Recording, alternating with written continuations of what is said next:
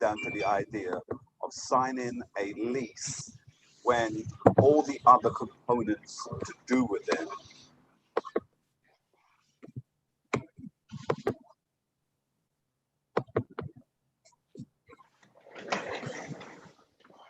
Hey, you guys, welcome to the Wednesday Zoom meeting.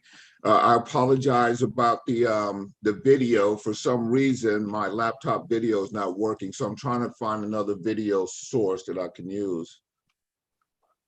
So bear with me for just a quick minute.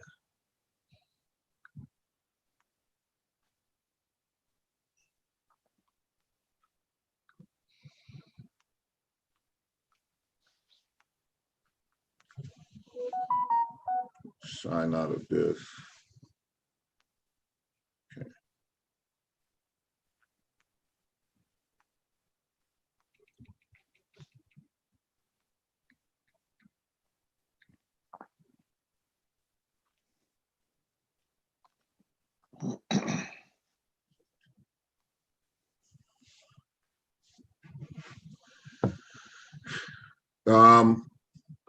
That looks more like Jaime than it does Erica. How you doing, Jaime? I'm great, Victor. You see, they always playing around with my computer, so. Oh, so she jumped on there and renamed everything. Good thing I know how to do it already, so I'm a pro at that. Yeah, if you hover over to the right, you'll see where it says more, and it'll give you rename or edit. I think profile so, yeah. picture. I'm looking for it. Let's see. I might have to call my son, which is my assistant. You got to call in tech. You got to call in tech support. Yeah, they're on break right now from school, so. Yeah. You see where it says participants at the bottom? Yeah, I see it. Okay, so click on participants. You'll see a menu open up to the right. Yeah, I see it now. And then if you hover over your name, I go for more options. Yeah, and then it'll say rename right in there. All right, thanks, Victor.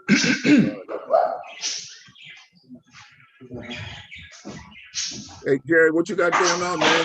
You got any deals or any particular issues you want to discuss while I look for a video feed for us? I closed one. Well, actually, I'm closing on one that's working, that's right in my area. My wife and I went out for a walk, and the guy, as we was out walking, the grass was really tall. Yeah. And garbage cans sitting in front of the house.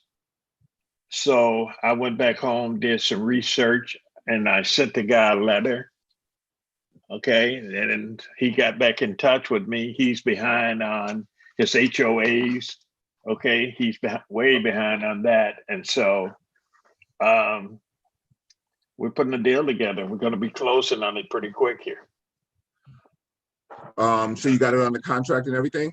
Got it on the contract, 3-bedroom, 2-bath, 2-car garage, 1,900 square feet house, 8-year-old house. Oh, so it's a relatively new spot. Yeah, and the guy's a Navy guy. Okay. Yeah. Nice. Yeah, so that's coming together. And Victor, I finally found a virtual assistant that can deal with REI Simple. So, so I went into REI Simple myself.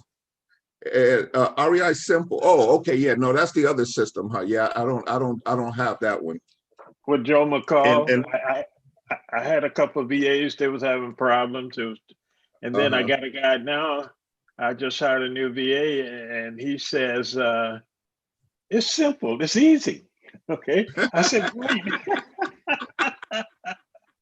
You're like, if you say so. Right. And I have a great opportunity right now. I'm hiring 2 VAs, okay? And nice. I want to step my game up, okay? One worked for a realtor for a while. Her expert is She's an expert in marketing. Okay. Yeah, And I figured she could help me on that side. And I got a guy, the one that I was talking about, that's handling REI Simple. So I'm going to use the two. And I want to step my game up as far as doing my text blast. Okay. yeah, And I'm going to go, I want to be able to send out at least 800 per week. Okay. To 1,000. That's okay, my goal. yeah, So, I mean, I was able to get 2 VAs for, both has one, the guy that's handling REI Simple, he has like 5 years experience in real estate, working for a big okay, company in New York, and they like with the COVID, okay, he was laid off, and the lady that does the marketing, she was working for a real estate agent for like a year. So they both oh, have experience. So, and I'm able to get both of them I interviewed both, and I was thinking about hiring one, but for, 600 a month for the two, I had to jump on it, And so how I'm going much? to I'm paying, I pay each one 300 a month. Oh, nice. Okay. And I know Yeah, a lot of people are paying that for one. Okay. yeah, And to be able to get two with the experience. So I jumped on it. And like I say, we've been talking a lot about Facebook marketing. Okay. yeah, And yeah, the girl, she's telling me marketing is her specialty. So uh-huh. what I'm going to do, that's where I want her to target on that side. Oh, okay, okay. Where'd Yeah. you find the VAs at? On Upwork. Oh, okay, okay. So you did all the interviewing and all that stuff yourself? I did everything myself. Man, that's awesome. But I've been through like 4 VAs. Okay. So you're going to have to go through a few, I think, to find the right ones, No doubt, no doubt. But you definitely seem like you are these people from the Philippines? Yes. Both of them? Yes. Okay, nice. And they both speak good English. Yeah, that's key.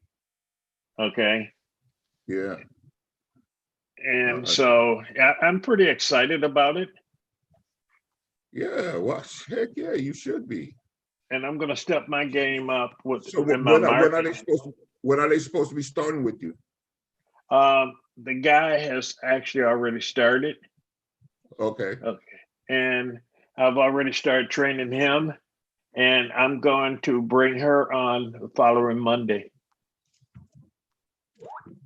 Okay. Yeah. All right. Let me So pretty soon I'm going to have lots of success stories. That's right.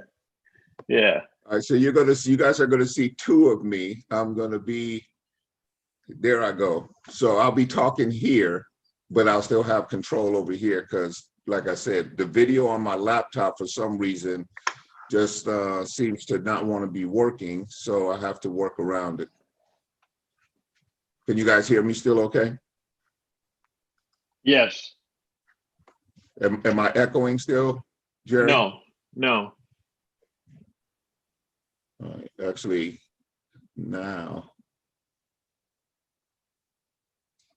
let me turn off the audio here.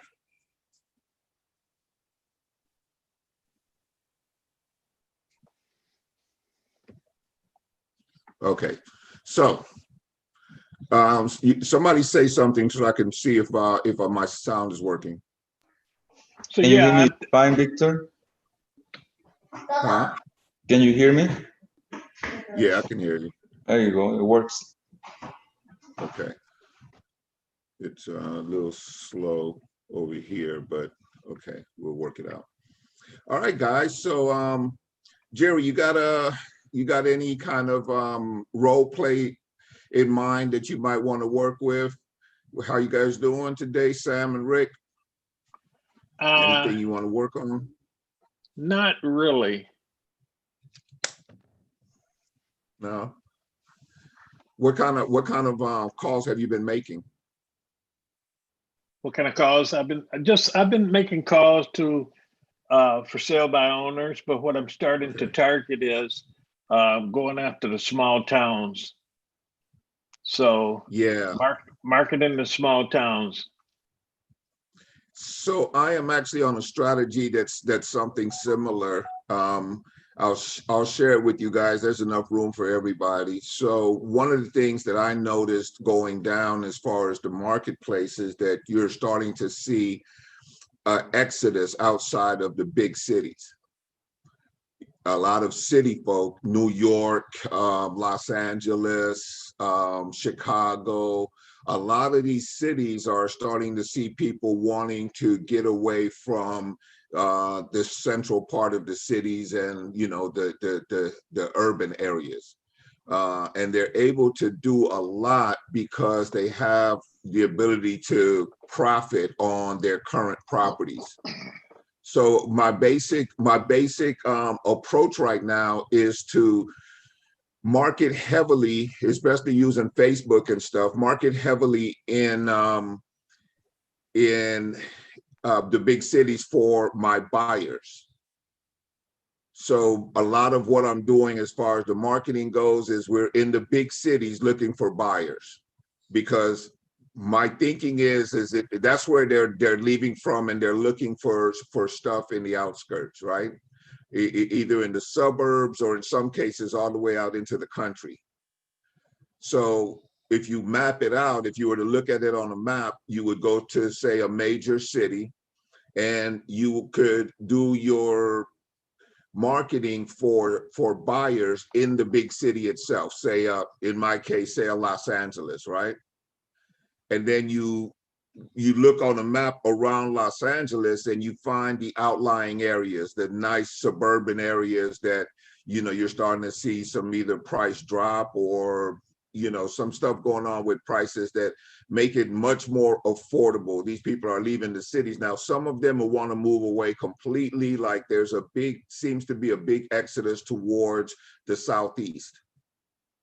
There seems to be a lot of activity going on.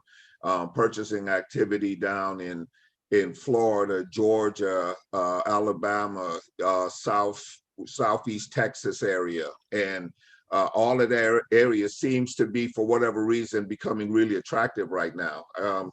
For some reason, the reason is the price. I mean, you can buy a whole bunch of house down there with the money you make from selling a house in California right now. So that's kind of you know, that's kind of the direction that I'm moving in. I'll let you guys know, you know, what my results look like. I expect they'll be good because I've been getting a lot of seller activity. I've been doing a lot of the Facebook stuff. I've been doing the guerrilla marketing group stuff in the bigger city areas.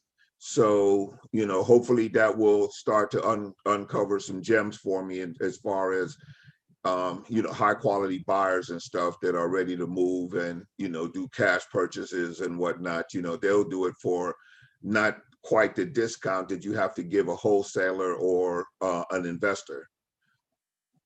So the idea is to do a little bit more what they call wholetailing.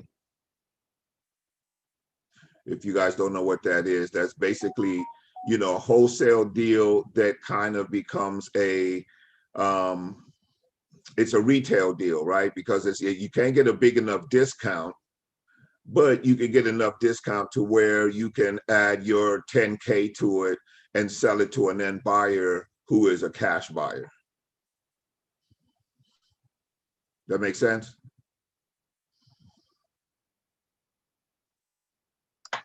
Is that cash buyer, would that be an investor or? No, it's you know, the term is wholetailing because it's between a wholesale and a retail sale. Okay. It's not a traditional wholesale deal because you're not really even looking, if you find them great, but you're not really even looking for the super 40, 50, 60% discount on these properties. Because for me, myself, I tend to be a pretty house focused guy. So I will look for something that's, you know, pretty much turnkey or close to turnkey. and I'll just go in and try to get a deal on the property, and then I'll turn around and sell it to somebody who wants to move into that property, as opposed to, the assumption is that the house doesn't need any work, or if it does, it just needs, some minor repairs, maybe, put in some laminate flooring that you can do yourself, or a little paint and polish, and now you got yourself, the house that of your dreams. Right. So that's the process, more so than wholesaling, where you're wholesaling to an investor, and the investor needs a 40% discount in order to build in his repair costs and his profit, and to be able to pay you your assignment fee. Okay.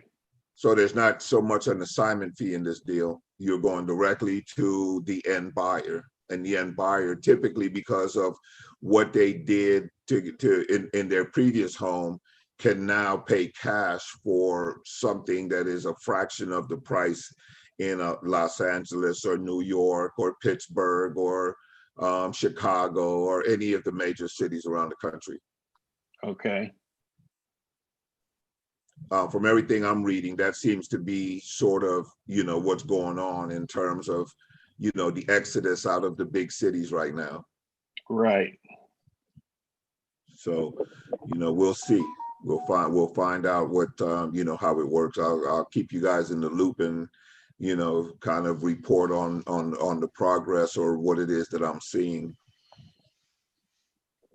Hey, Victor, how you doing? Hey, Jimmy, what's going on, buddy? Good to see you.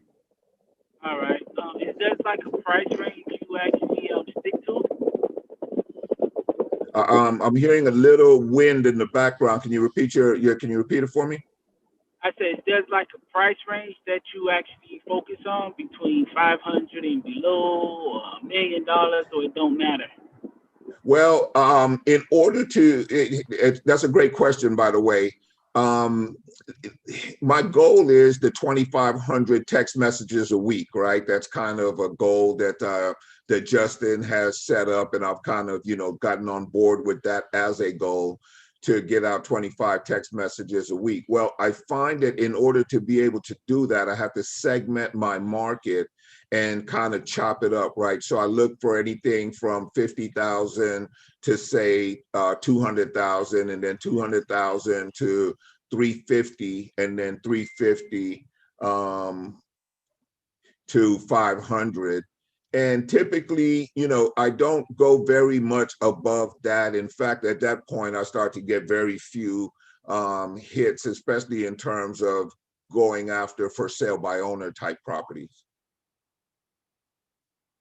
So you don't mess with the expireds or anything, just FSBO and for rent by owners, correct? For the most part, at least that's the case. That's the case right now. I do have some other campaigns running, but what I find is that, for me, I'm kind of low hanging fruit. Whenever I do those other campaigns, the cost per transaction goes up considerably, because you're running through so many leads to try to find one deal.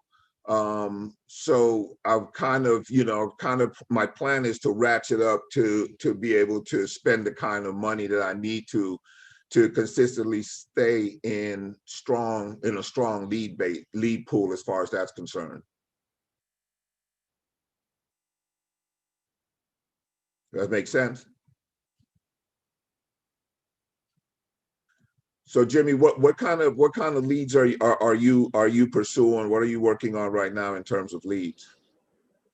Yeah, because I realize everybody, what works for me might not work for you. So that's right. I realized I tried the FSBO, it just didn't work. I tried expired, it just didn't work. So what I ended up doing is just went back to probate, and I'm getting more response from that. So from probate? Yes, probate, and I've been doing probate, and I feel like, okay, that must be my spot right there. I don't know why I left that alone to start doing something else where I was actually getting a lot of hits from probate. So I just went back to probate. Okay. Are you attraction marketing your probate leads? How are you sourcing? Are you purchasing them? You know, everything is public records. You just go down to the courthouse, pull it, and then do what you have to do from there. Reach out to them, and it's weekly. Probates are weekly, and the profits is like crazy. Yeah, the profits can be crazy. Yeah, The yeah. only I'm thing actually. is, you just have to. It's patience, back and forth, building relationship, and at the end of the road, if they actually agree to, you know, your offer, they're ready to sell. It's way better than, you know, than Frisbee. You're fighting. You're going. See, I'm in South Florida. My market is so Oh, competitive. Like once I call, we got 50,000 people just called me saying the same and da da da da da da da. And it just irritates. You get what I'm trying to say? That I'm keep trying to do this creative. It's not working for me this way. Let me figure out what's gonna work this way. That's all I'm just saying. Cause I'm just having like a hard time with the expires and the fishbowl. So I said, let me go find off market directly and work creative deals. Cause you know I got me a sub two off market, not not even going through you know, any like the expired or the physical channels off market. It was behind on the taxes, and I just took over the property. So I yeah, said, man, I start focusing more off market leads because it's working more better. yeah, yeah. So you know, that's a great point that you're bringing up. And you guys will all find that this is going to be true for you as well in your real estate career. There is going to be at some point as you go through it and you're trying different things, there's going to be something that sort of is going to identify itself as your sweet spot. Right. And when you find your sweet spot, don't argue with it. You know what I mean? Just like Jimmy has realized, okay, well, this is what I do. This is what it seems to be working for me. This seems to be, you know, where I'm aligned with the gods or whatever, you know, the real estate gods have put me in this spot. And now he's just kind of decided, okay, I'm going to maximize what seems to be, you know, what calls to me and what I do best. And so with Jimmy, it seems to me, you know, just from, you know, knowing you the way that I do, having worked with you the way that we have, it seems to be a perfect market for you. And the reason I say that is because, like you said, it takes a lot of patience. It takes a lot of, you know, empathy and the ability to be sympathetic and connect with people. And, you know, that is one of your strong suits. So I expect you're going to have enormous success in that niche. Yes, because you know, I was actually doing great. I don't know what it was. I was just curious about creative, and I said, let me go into it because I just got frustrated with going back and forth with, you know, with the single offer. I said, let me figure out the creative strategy. So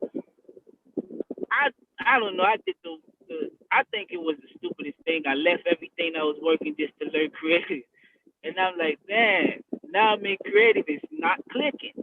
It's not Yeah, clicking. It's not. yeah, So, you know, I just say, let me just go back to what was working. yeah, And now I'm yeah, starting to see more response. They actually talking, they picking up the phone, and it just feel more comfortable. It feel more yeah, better. yeah. A little seamless for you. Yes. Yeah, you get that feeling like this is where I'm supposed to be at.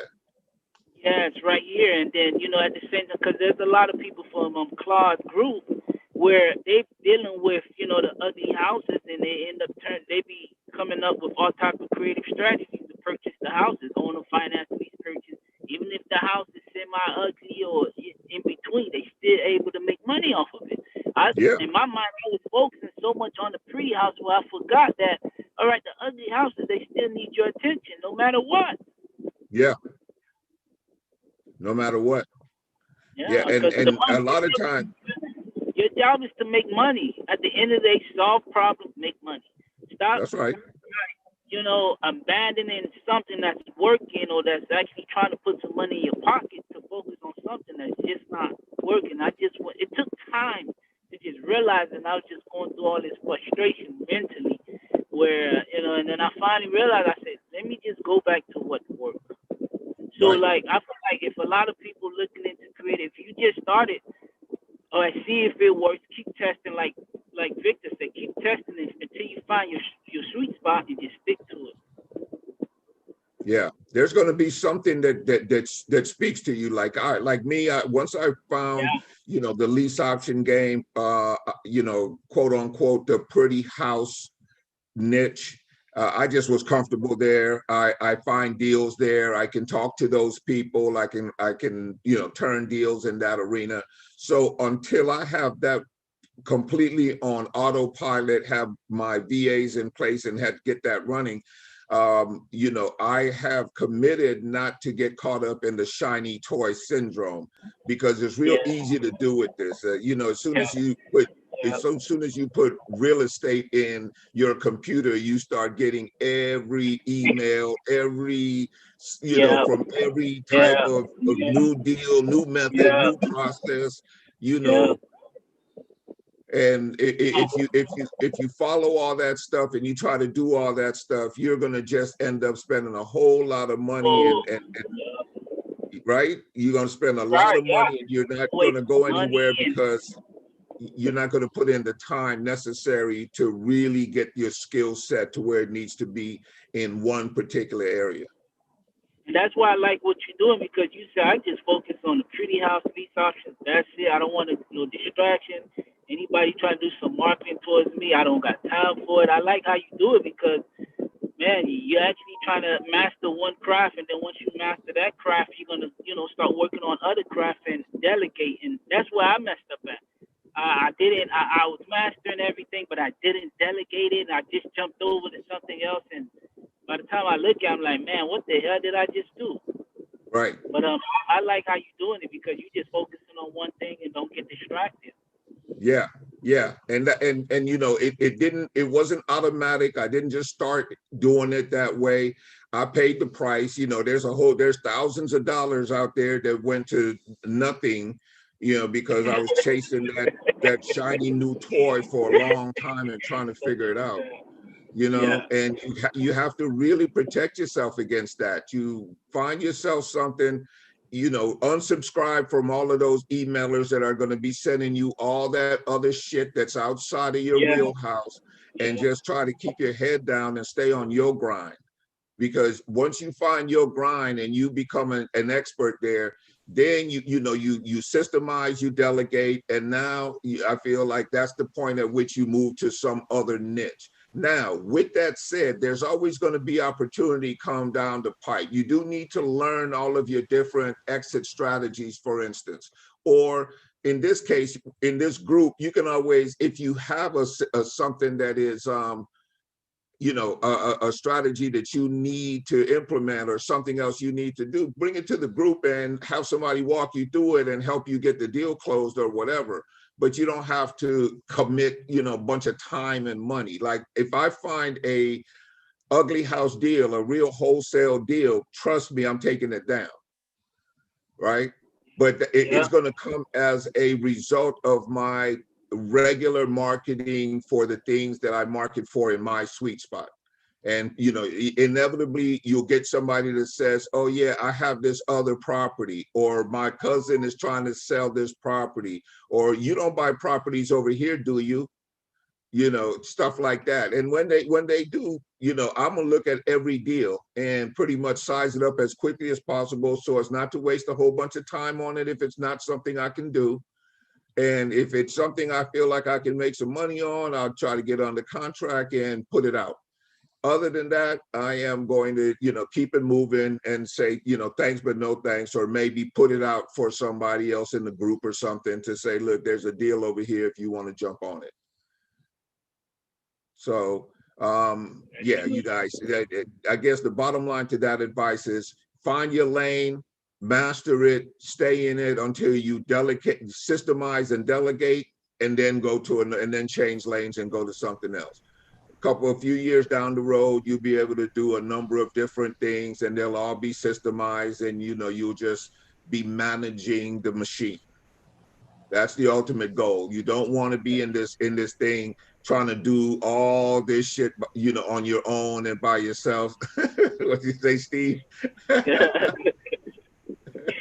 Keep going. I'm listening. Yeah, because you know, it starts to beat on you, man, because there's a lot of times when there's no deals, or you can't seem to find a deal, and you know you're steadily grinding and stuff, and that'll knock you out the box in this game, because we're all in this to make money, to feed our families, to do the things that we want to do in life, and be productive. But there's some dead air in this game. There's times when you're not going to be having no deals, or can't seem to find a deal, and the bank account it's all going out in one direction, which is out. And you got to, so you got to try to do everything you can to try to keep this focused in on the things that you do best. There is a saying out there, right? One of the biggest mistakes that we make as entrepreneurs is that we're constantly, and it's natural, right? We're always trying to become better. But in some ways, it can be a little bit of a trap, right? Because you can either be spending a bunch of time on trying to get better at stuff that you don't know about, like trying to add another, arrow to your quiver or whatever. You can either do that, but the better way is to realize what your strengths are and focus on those strengths and getting those better, and delegate everything else that you suck at, because we all have shit we suck at, right? So the more time you spend improving your strengths, the faster your road to success is going to be. That's probably the hardest lesson I've had to learn in life, because I'm always, you have this mentality of trying to improve and trying to get better, and, doing, all sorts of stuff to become a better you. And that tends to speak into our weaknesses, right? The things that we perceive as our weaknesses in our lives and in our game and in our attitudes and everything else, when really there's some things that you are absolutely good at right now. And if you spend time just getting better at those, you'll not only will you identify the things that you are good at, but you'll also identify the things that you're not good at. And those are the things that you start delegating. Like, delegate those things immediately, and you'll find yourself getting, your time freed up. You'll find your motivation and your energy is going to step up, and you're going to find that your sense of self is going to develop, because you will be able to be present to improvement in your life. And, as long as we're improving, we tend to be happier people. As long as we're making progress, we tend to be happier as people. So it's one thing to find your weaknesses, go back and try to fix them, or just climb the ladder from where you already at on the strengths that you already got, and delegate the other shit to people who can't do it. Like me, like I don't like social media. Like, as an example, like social media, I don't like going in there posting and doing comments and do all that stuff. So guess what's the first thing my VA has to do? Freaking social media. I don't do social media. I don't want to do social media. I'm not going to do social media, but I absolutely need social media as part of my business. Like, there is no way you can do this game without it. Okay. So if you don't do it, doesn't mean it's not going to get done. That just means that somebody else needs to be doing it. And so that's what I decided, that, okay, I make a list of the things that I suck at, or not necessarily even suck at, but that really just you don't want to do. Like, I don't want to get on the computer and do Facebook and Instagram. I don't want to do that shit, like, at all, period, right? So I found a young lady who loves doing that shit. She loves, all the women love that shit. She loves it. So guess what she does all day long for me? Social media. You got the personality for it, so I don't see why, but you have the personality for social media as well.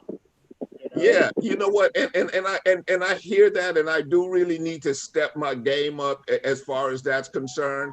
And so I'm working my way, towards doing that. But what I realized is that and that's perfect that you mentioned that, because what I was doing, because of my desire not to do social media, is I wasn't doing any.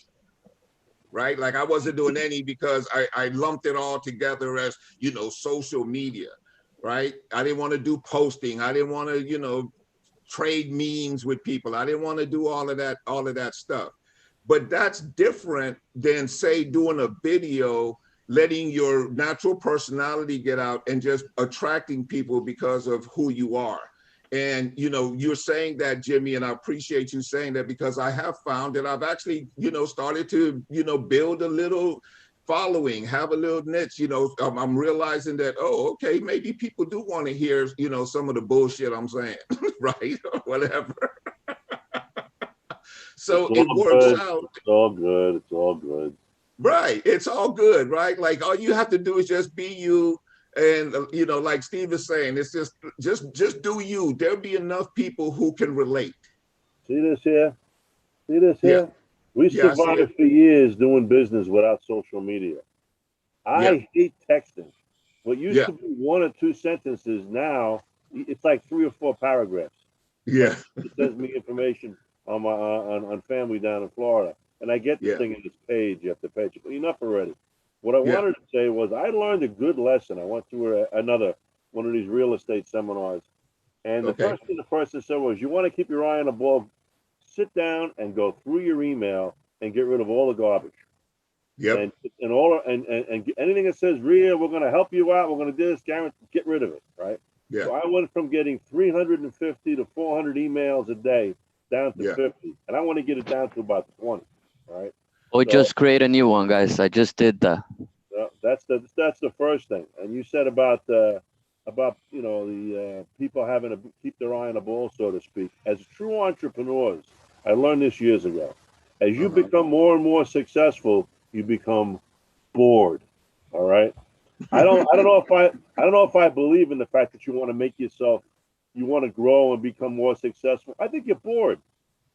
Yeah. And you're looking for the next thing to happen. And because you got all this work and now it's all happening, you get bored. Most true entrepreneurs are always looking for, you know, the next thing. And that's when you start looking around. Well, I did it before. Why can't I do it now? You know? Yeah.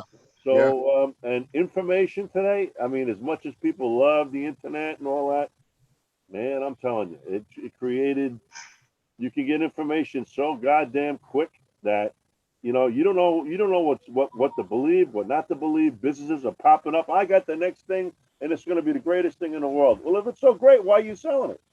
Right. You know, so in the meantime, you find out that the guy's selling this thing for his program for, say, $2,000. He's never even done one, but he's a great speaker. He can present. He's right on the ball. Master one thing. Thanks. There you go. Thank you, Steve. I appreciate that. I'm sorry. Good job the other day, man. Thanks, brother. With Claude. Appreciate that. Is Jason on? Jason or Justin? Justin, I'm sorry, Justin. No, that's actually me. For whatever reason, my laptop camera is not working, so I'm using my phone as the camera, but I am you know, streaming through the system. Whatever, so, you know, I wanted to bust his chops about the SpongeBob toilet paper. All right. That was he did such a good job with that. That was great. It was great. Yeah, it was amazing. It was fun. Yeah, it was fun. It was a lot of fun. Thank you, Victor. Hey, Jimmy. Jimmy, what part of Florida are you in? Miami. Miami? Yeah, Miami. Okay. Jimmy, I have a 1-bedroom, 1-bath condo in Miami, man. I'm trying to find a buyer for. I let it go for $100,000. It's worth for $140. Have you did any like something creative with it? Yeah, I actually have a couple of contracts. I finally got a couple of contracts on it. So you know, I've marketed it like crazy. It's just not, and you know, since we're talking about it, Justin talks a lot about bread and butter. Bread and butter is a 3-bedroom, 2-bath home. Yeah. With, you know, with a yard and you know, some conveniences for people to live in. When you start, it's easy to want to grab every deal that's out there, right? Everything that's out there, you want to grab a hold of it. So this is a partnership deal that I'm doing with somebody on this condo. And, throughout the process, I'm teaching this person not to, that's not really, there's such a small market of buyers for a 1-bedroom, 1-bath condo. It seems like it should be easy to move, right? But your pool of buyers is relatively small for something like that, right? If you think about it, all families are completely out the question. No families moving into a 1-bedroom, 1-bath condo. So now you're looking for that executive or for the snowbird person, who comes down from the cold regions down into Florida during the couple of months a year or whatever, and has the chip to be able to, just find a place for themselves, maybe Airbnb it or do something else when they're not there, something of that nature. But when you do that and you're doing condos, there's so many rules when it comes to associations and stuff like that that does not allow them to Airbnb it or to have any other type of income stream ability off of that unit. So my point to all this is, stay in your bread and butter. You're going to be a lot better off, and you're going to close a whole lot more deals. Unless you're shopping for a condo for one of your buyers, it's not, all the glitter ain't gold. Yeah, that's true. All the glitter ain't gold. And condos can be so tricky, because also understand that if you're wholesaling it, or if you're the end buyer, the one who's going to move in, the association dues goes towards their qualifying. So the truth of the matter is, you can buy more house than you can buy condo based on what the condominium association dues are. Correct. Because they include it in your qualifying. So, all that to say, you guys stay in the sweet spots. The sweet spot is always going to be your bread and butter, 3-bedroom, 2-bath home, 4-bedroom, 2 or 3-bath home, 5-bedroom, 3-bath home, and ideally you always want to, look for a bathroom to bedroom ratio that works. Like if you see 4 bedrooms, 1 bath, go the other way, because it's so not useful for most people to have 4 bedrooms and 1 bathroom. Yeah, I actually spoke with a seller yesterday, 4-bed, 1 bath. I'm like, what? Yeah. Where the other bathroom at? Yeah, actually 4-bed, 1 bath, and it has a whole family in it. I'm like, wow. Yeah. I can't even imagine how difficult that is every single day of their life, trying to get through with 4 bed. If you need 4 bedrooms because you have a family of that size, and then trying to live in that with 1 bath. Yes. Oh my God. All of you who have families know exactly what I'm talking about. Yeah, you're right. Yeah. So yes, stay in your sweet spot. Find that, the 3-bedroom, 2-bath house that is at the median sales price range or slightly below. That's going to always 100% of the time be the sweet spot for you to have the largest pool of potential buyers.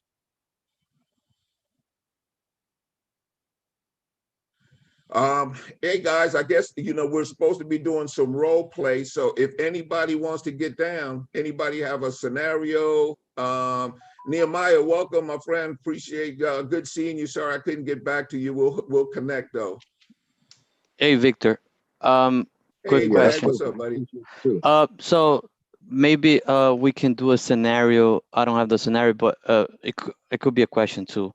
What is the best way? What is the best way to transition? Let's say if the person don't wanna on a pretty house deal, if the person don't wanna don't wanna do terms, or don't wanna do cash, how could we transition that conversation to be a flex option and not be able to kind of represent them, but not representing because I don't have a license, and be able to get the deal on the contract so I can a lower, so I can actually help them sell it. And so you're going to act as a consultant? Yeah, basically. I think Justin talked about that he did a lot of flex options before. He sold it for like the house is worth 220. He got it down for I don't know, 205 or 210, and he got like $5,000 on it or something. Yeah. Now, okay, so I guess he called it a flex option or whatever. That's a typical lease option deal for me, right? So here's the scenario. I get you on the phone, and you and I can role play it. So basically what you have is you have a property, and you've been trying to market that property and you haven't gotten the results that you're looking for, right? You're not getting the kind of activity on the deal that you've wanted. So now you're like willing to look at some different options, right? Right. So let's you and I kind of role play it, and you be the seller, I'll be the buyer. So Mag, how long you been trying to market this property? You say for about 45 days or so? Yeah, I try to market. It's been already a little more than that. Basically, it's been on Zillow for like 60 days already. Hey, man, that's a long time, man. I'm sorry to hear you're having that challenge, but I totally understand. You're not the only person who I've spoken to who's, dealt with this. Let me ask you something. What kind of feedback have you been getting on your price point? Just no feedback. I think it's at the right amount. I have the house appraised already. So it's just not selling. It's just not selling. Okay, so you have an appraisal that matches the price that you're listing it for. Yeah, it's listed for 320. For 320? Yeah. Okay, and some other houses in the area yourself, or you took the appraisals, word in terms of having some other houses in the area for that price? Yeah, I also did that. Okay. Now, I can offer you full price on your property, Mag. Do you have some mortgages on it? You have some outstanding debt on the property? No, it's free and clear. Oh, it's free and clear. Okay, all right. And do you need the proceeds for something else right away, or are you flexible on some terms on this deal where maybe I can give you some money up front, give you some money on a monthly basis, and then buy the house at full price down the road? That's not something you would consider, is it?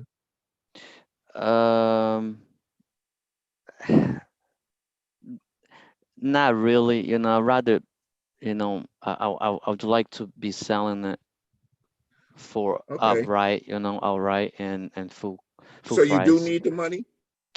Yeah, I'm actually moving out, so I want to buy another house. Oh, got it. And to do that, how much money do you need, Mag? Down payment, regular down payment, probably about 20% down. I'm going conventional in the next one.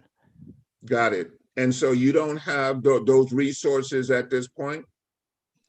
No. Got it. Okay. So you're kind of in a situation where you've been selling your house now for almost 2 months, and you haven't gotten any sort of fillers on the property, but you need to move. How soon do you need to move? Like, are we running up against some kind of deadline for you? Within the next year, the company moved out of state, so I have to follow them. 2021, most likely I'll be moving. And the company's not helping you as far as your moving costs and everything? No, they are cheap right now. Yeah, that's how it looks for a lot of these companies. You really can't blame them, though. With this COVID and everything, it's really causing a lot of changes to take place, and most of them have to do with your bottom line, right? Yeah. So, okay, so here's what I'm hearing from you, Mag. You've had the house on the market now for almost 2 months. You haven't gotten any real feelers. You need a chunk of money. So, why haven't you just listed it with a realtor? They probably have buyers already ready to go on something like this. I did list it before. The realtor was really bad. He didn't do anything. He was really bad. I hate realtors. Don't bring me up realtors, please. Oh, okay, my bad. I apologize. Yeah, I know how that can be. I've had an experience similar. In fact, I just talked to one person who I had been doing a deal with, and she was telling me her realtor nightmare. So I can totally and completely, understand, where you at. Here's what I can do, and because I work based on motivation, right? Because that's what allows me to be able to put together something that wins for everybody. And right now, Mag, in this conversation, I'm not really getting that you're motivated. You are, because it's something you need to do, but I'm looking at, you have next year as far as a deadline goes. You don't have, any real rush, and you have a requirement to have a pretty large chunk of money to be able to get your next move done. Did I hear you right, or am I on track with that? No, I'm motivated. I just don't, it's you're right about that, but I'm motivated. I think you're wrong about the motivation. I'm motivated. You're motivated? Okay, yeah. I get that, and I appreciate you sharing. Don't you hear on my voice how excited I am? I can, Mag. I can hear it. It's flowing right through the phone, my friend. You are. Matter of fact, I had to move the phone from my ear. It was burning. But let me clarify. When I say motivated, there's a difference between a person who absolutely has to be out the house at the end of the month and the person who has 21 months or so in order to be able to get it done. So you understand there's motivation, there's levels to it, right? Right. Yeah. So in your case, if you don't sell in the next 15 days, it's not going to alter your life. Right. Correct. Okay. So here's what, let me ask you, what have you done? What are some of the things that you've done to try to move the property? I know you have it on Zillow. I mean, not much, I just, not much, just on Zillow, honestly. Okay. Because I don't know a lot, a lot what to do. So I just put it on Zillow though. I'm not real estate savvy, I just do the due diligence. Like I said, I did the appraisal and stuff and put it on Zillow. So and I'm trying to work with the right person. I hear you. Okay, so my acknowledgement in the fact that you're doing all the right things and you're taking the bull by the horn, man. It takes a lot of courage, and I acknowledge you for what you have done. Maybe I can propose something right here. As you know, or I'm already married, by the way. Don't propose. I'm already married. You want to propose? You want to propose me? I saw your picture and I thought maybe I might want to change teams.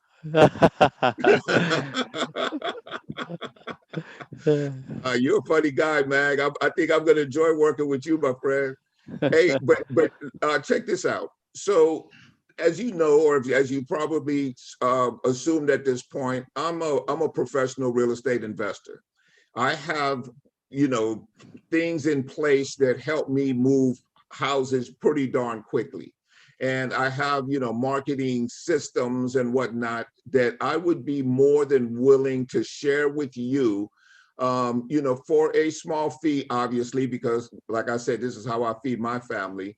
But I think that I can put you in position to have some options in terms of people to talk to about your property and get some more buyers on your plate. Is that something we can talk about, or maybe not? Ooh, I like that. Well, Yeah. Can you explain me more? Absolutely. So right now it seems you have a challenge in terms of, what you can do with marketing. You said yourself that you don't have a lot of experience in this area. And, now you're on a learning curve that's straight uphill for you. And while you have 21 months now, it could become 1 month real quick, right? You get that. Mm-hmm.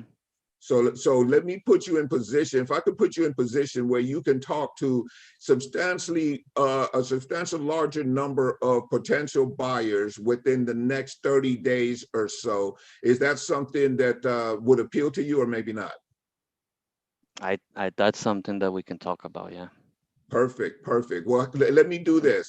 I have what is called a consulting agreement, and it basically spells out to you what type of services that I would be able to assist you with, the cost of everything, and I'd like to get that into your inbox here within the next hour or so. Let me have your email. I'll get that right over to you. Yeah. I love Victor@gmail.com. Oh, I love you too, Mag. I love you too, baby. So, Mag, I'm going to get this in there. It's going to explain everything about how I can help you. It breaks down exactly what my services are, what the cost of it, and it's kind of sliding depending on how much you need me to do for you, but I'm pretty sure I can get this thing in front of a whole lot of eyeballs here within the next 30 to 60 days. And so I'll send this over to you. I'd like to be able to follow up with you at about 2 o'clock this afternoon. Does that give you enough time to review it? Yeah. So can you tell me just a little bit about the consultant fee, or what does it look like? It looks like cash. I'm kidding. I'm messing with you, Mag. I know you are. Well, it ranges anywhere from 2,500 to 10,000, depending on how much I do. Is that something that scares you? Nah, nothing at all. But Okay. how would you get that money? So it's some. I'll send you an invoice, and you can pay me through any number of ways, including Zelle or a direct deposit into my account, or I have Cash App. We have a number of different ways that you can actually pay it. That's not even an issue. So let me ask you, I don't have to lower the price, right, of my home? No, that's absolutely what we won't be doing. Okay. All right. Yeah. So I can put you in a position that will allow you to win, and win quickly as far as this is concerned. So I'm going to get this information over to you right now and follow up with you. Just one thing, Victor. One thing. Yeah, for sure. You said between 25 to 10,000, but can you give me straight numbers so I can, I'm a very analytical guy. I'm an engineer, so I need to understand that. Would it be okay if I put that in the email so that you can see exactly what's covered by each individual item? Yeah, that would be great. At each price point? Yeah. Okay, that's going to be in the email for you. Perfect. Yeah. So it'll be broken down. You'll be able to see exactly what I can do for you in as far as what the services are, how much it's going to cost you to do them. Some of the cost is going to be the cost of actually doing the marketing. Some of it is going to be my fee, but it'll be broken down for you. I'll get that over to you right away and follow up with you at 2 o'clock. One more question though. Are you going to be the only one that's making this decision, or is there somebody else who I may need to also either explain it to, or, get their blessing or whatever? No, I just have a dog. It's the dog and I, so we're good to go. Okay, and you have influence over the dog or no? Yeah. So I don't want you coming back to me and say my dog doesn't agree.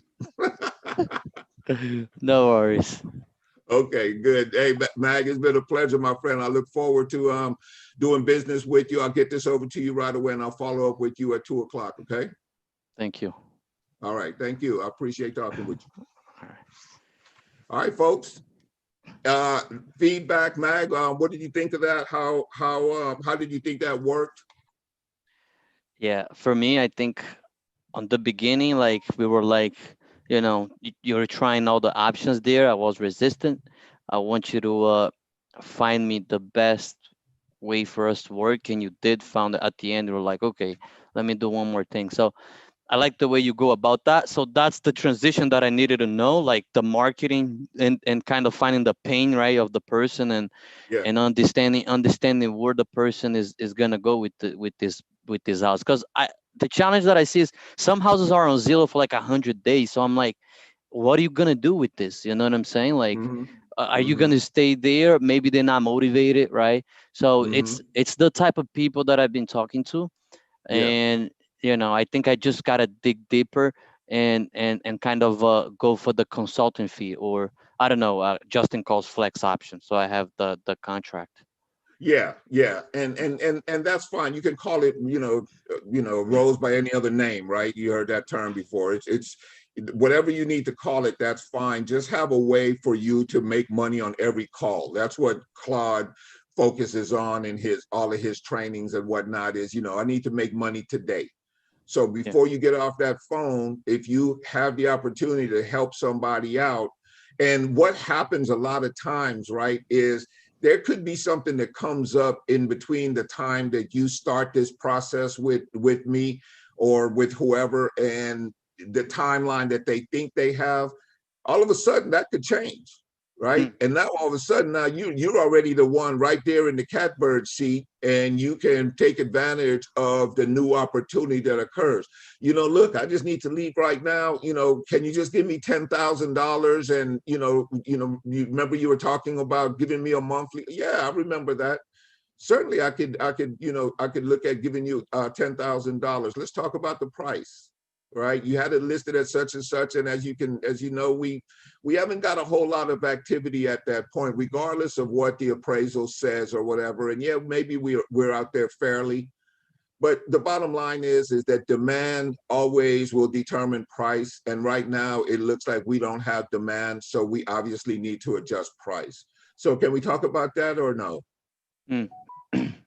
They're going to say, yeah, because they haven't moved the property and now they're in a situation. Now this is where you start to ratchet down that sales price and build in your profit. And you can do it at that exact same price point, because understand that motivated lease option buyers will pay a premium.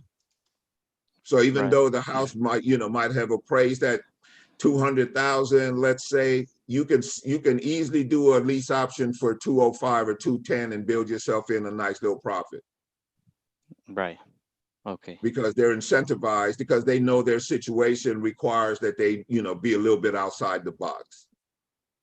Yeah.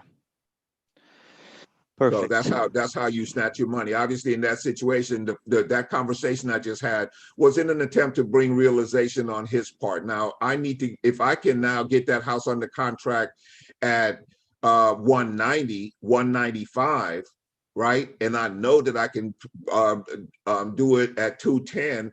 I'm describing something that I just literally closed on, which was somebody who, couldn't get any traction on their house. They didn't know what to do. They did exactly what you're talking about, Zillow. Ironically, this is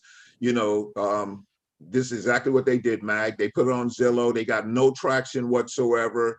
I knew that I could market the house, and pretty soon we had a stampede of people that want to buy that house at 210. I grabbed 15 grand. They got what they needed. Everybody was happy. And, right now, both of them have given me some glowing testimonials that, are, recorded and I'm able to use going forward.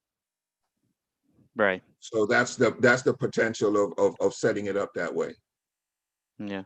Also, would you be like, hey, listen, Mr. Homeowner, what if I'm be able to help you sell this house, right? You can continue doing your marketing, I'll do mine, right? And then we'll see whatever offers we get here, and be able to help each other, something like that. I try to take over marketing. Oh, okay. Yeah. To be honest with you, I don't want to be competing against you, because I want to be able to slide my price point. I see. I can't have people going online seeing two different prices, two different advertisements or whatnot. So I will literally ask them to give me control of the Zillow account, or to take it down and let me create my own. Gotcha. Yeah, I won't compete with you. I'm trying to help you. I can't have you be my competition. Yeah. Okay. Yeah. So if they're not willing to do that, you're probably in a really, you're probably not going to be in a win situation for yourself.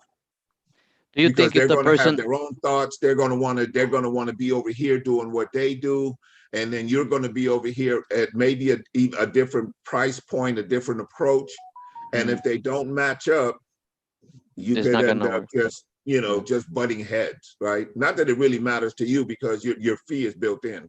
You're going to Yeah. get that, right? But if you want the best chance at success, you can't compete with your seller, or more importantly, have your seller compete with you. Makes sense. Okay. Yeah. Thank Mark, you, were you Victor. saying something? Because you're muted. Okay. I think he's trying to figure it out, the mute button, maybe. Okay. I There you go. apologize. There you go. He was asking me a question about the options or the lease options, so I was not speaking. Oh, okay, got it. So you didn't have a question? I saw you just. No, sorry about that. Okay, all right. If you do, feel free to chime in and, you know, jump in and ask whatever you need to ask. Okay. Does anybody have any other scenarios or role plays they like to do? I can do it with you, or we can get some volunteers to do some role play. I wanted to kind of see about maybe doing something towards getting the seller to sell me on their house.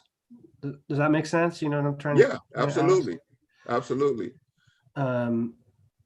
That's something that I really want to try to work on, and don't really know how to go about that right now. Got it. Okay. So you want to do a little bit of a role play? Sure, certainly. All right. So you want to be the seller? Victor, and one thing. I forgot what I was gonna say. Man, go ahead. Get back to us when you're ready, Edward. Okay, so let's just do it real quick. Do you want me to be the buyer and Yeah, why don't you be the buyer? I'll be the seller. Okay, all right. Ring ring. Hello. Hey, is this Mark? Yeah, yes, it is. Mark, I'm sorry I sound so confused. I have your name here on my desk, and I'm not really sure what it's about. I'm in the real estate business. Are you trying to sell a house or anything like that? Yeah. Oh, okay. I have a There house. you go. All right, okay. I'm back on the same page now. Yeah, it must have been my secretary didn't put a note or anything on it, so I wasn't sure. So Mark, tell me a little bit about this house you got for sale, man. How much do you want for it? About 350. We're looking to get 350 for it. Okay. And how did you come up with that number, Mark? I talked to a couple friends of mine, and a few agents had come by, and So you didn't actually pay for an appraisal or anything. It's just kind of like a guess based on some input you got from just other kind of people? what was for sale around the neighborhood and all that kind of thing. Okay. And your house was prettier than all the other ones, of course, right? Oh yeah, it's beautiful. So if I could move into your house right now when it's up to 2020 standards? Yes, it's in really good condition. Yeah. Yes, Okay. it is. All right. And what kind of traction have you been getting at that 350 mark, if you don't mind me asking? People have you had a lot of showings? Have you gotten a lot of phone calls? Tell me what's. Oh, a few here, a few there. Not a ton, not a ton of calls, but yeah, I get a few a week or so. Okay. All right. And now, I'll be honest with you. I'm looking at the property right now online, and 350. Is that the best you can do, Mark? Is 350? No, I'm negotiable. I think. Yeah. A little negotiable. I have a little, especially if I don't have to use an agent. Oh, okay. Okay. So you're aware of the cost of using an agent and how much that could actually take out of your pocket. Yeah. Yeah. Okay. All right. So Mark, I'll be honest with you, man. I don't mean to be, crass or anything, but tell me why, because I'm not really seeing it, but maybe why I should pay 350 for your house. It seems a little high for me. Yeah. Like I said, tell me what's special about your house. What do you love about your house, Mark? That I should come in and be happy about buying your house. Good neighborhood, good schools. You know, we've lived here for a long time. We've loved it. You know, great neighbors. Yeah. Okay. Anything else? Anything else you can tell me? Because right now, you know, I don't know. I'm probably like most of the other people right now, Mark. I'm not sure about the you know, the price point relative to what's available, because I'm looking at some other stuff, and you know, I'm, you know, like everybody else, Mark, I'm trying to find a good deal, you know, without, you know, without screwing anybody over or anything like that. You know, I'd like to see both of us have a chance to win on this. So, you know, but you know, I really don't know. You know, I don't know about, you know, I was hoping you'd be able to tell me something, you know, about your house that was special, or, you know, why would, if it was you, why would you buy your house? Okay, because, you know, there are houses obviously in your neighborhood that use the same schools, right? Sure. You know, so, you know, I want to know why I should buy your house, Mark. Yeah, that's a good question. Yeah. Why do you ask? Well, I mean, you know, I have choices, Mark. Okay. But I'd love to be able to do business with you today. I mean, you seem like a great guy, you know, without blowing smoke. You know, you obviously have, you know, seem like you have a really good personality. You seem like you would be easy to work with and get through an entire purchase scenario with, because if you've ever done it before, you know, emotions can get a little something, and you know, you sound stable. All right. Well, let me ask you this. I mean, why would you, you know, I mean, I'm open to offers. What would you be willing to pay?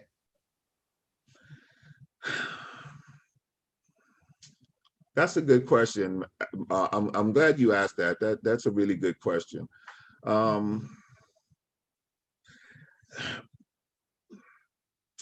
me ask you this, Mark.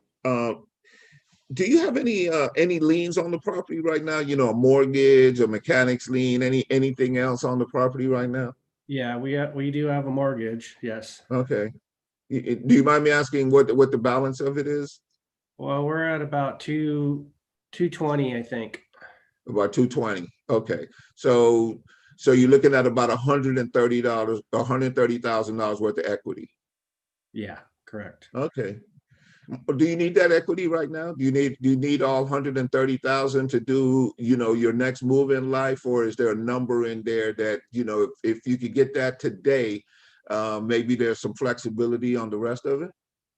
Well, ideally, we're looking to pay off some credit debt and, you know, have some money to be able to get into our next place. Okay, what's that number? I got about 20,000 in credit card debt, and you know, ideally, if we could have 20,000 in credit card debt. What are you doing, man? You shopping? You got a shoe closet, don't you? Yeah, my girlfriend. Oh, okay. Yeah, they could get it kind of pricey. Oh.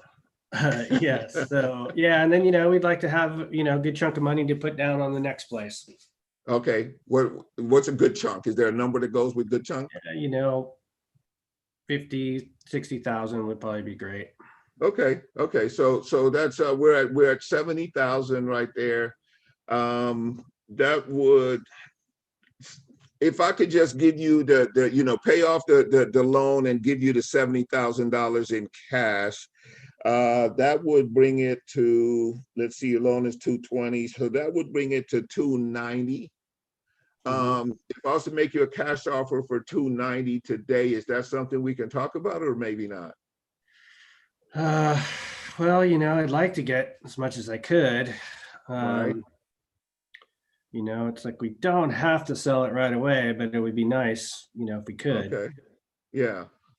Yeah. So the 290 is not an option for us? Yeah, not yet, not at this time. You know, I mean, I had some interest, you know, so I know it's worth more than that. Oh, okay. Yeah. Yeah. I totally get that. You know, I would really like to be able to do a deal on this, but it kind of sounds like this might be over. Is this over for us, Mark? Yeah, I think it is for now. You know, I mean, I Yeah. don't, I'm not sure that I could do the 290. You know, When you say for now, what is that date that is in your mind right now that you would want to get this done by? well, I'd like to maybe wait another 30 days or so and see if I could get what I'm asking. That makes perfect sense. If I was to be able to get you an offer in the price range that you and I spoke about and make it, write the contract 30 days out, 40 days out, 45 days out, is that something we can do today or maybe not? Yeah, that sounds good. That sounds like a fair offer. Okay, yeah. So why don't I do that? At least it'll give you something that you can put in your pocket and know that you have a deal. You're not going to be completely obligated in terms of having to do it right now. Give you some flexibility. It's non-exclusive, so you can continue to market if you need to. But at least you'll have that little bit of security. Okay, perfect. Okay, good. That's great, Victor. That's really good. Yeah. I have a deal that it's very similar to this, what we're talking about right now. So they have so it's a kind of a long story, but basically it's the mother's a realtor. She's not in the deal, but the daughter inherited the house from the father. Yeah. But he's got all his stuff in the house still too. So we're thinking about doing an offer contingent on her getting rid of all her stuff. Mm-hmm. The mother I talked to her yesterday, and the house fixed up is worth $550. She says it probably needs about $80,000 to $100,000 worth of work, but she said she wants the daughter to sell it for $300,000. Oh, wow. Yeah. Okay. So it's actually a pretty good deal, but I want to be able to jump on that right now. Yeah.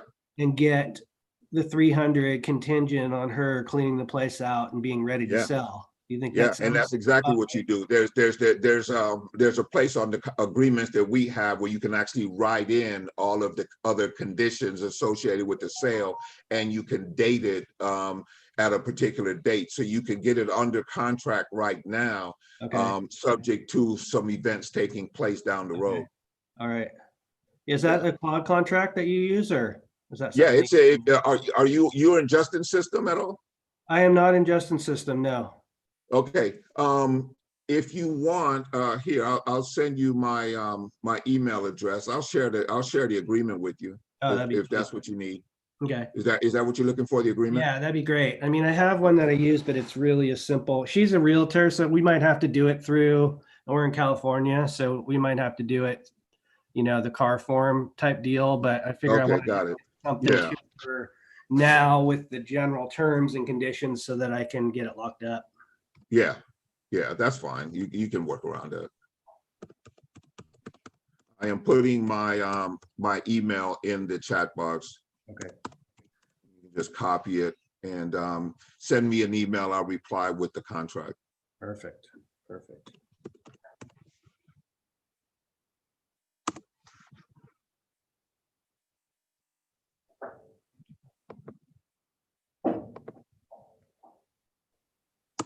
Okay. Awesome. It's in the chat. Victor@thewalkerrealtygroup.com. Okay, perfect. Sounds good. That was good, though. Thank you. That really helped me out for sure. Oh, you're welcome, Mark. All right, guys. Anybody have any input, any feedback, anything they might want to share in that scenario? Anything you saw? Anything you want to add to it? Yeah. Feel free to jump in here. Jimmy, you want to say something? You actually did a great job.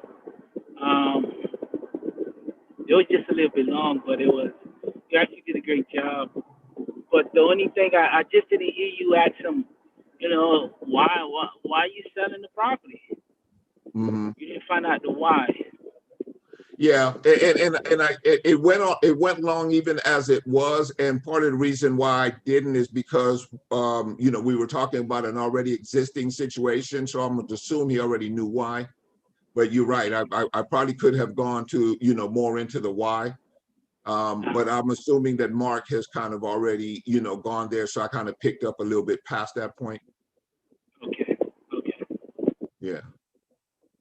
But everything was good. It was fine. You guys did Yeah, thanks for that. And it did probably, go a little bit long. I tend to, build relationship and, do that, especially when, it's kind of on the fence. I needed to have this guy in my mind. I need to have him like me a little bit and, be willing to, hang out with me for 45 days or so.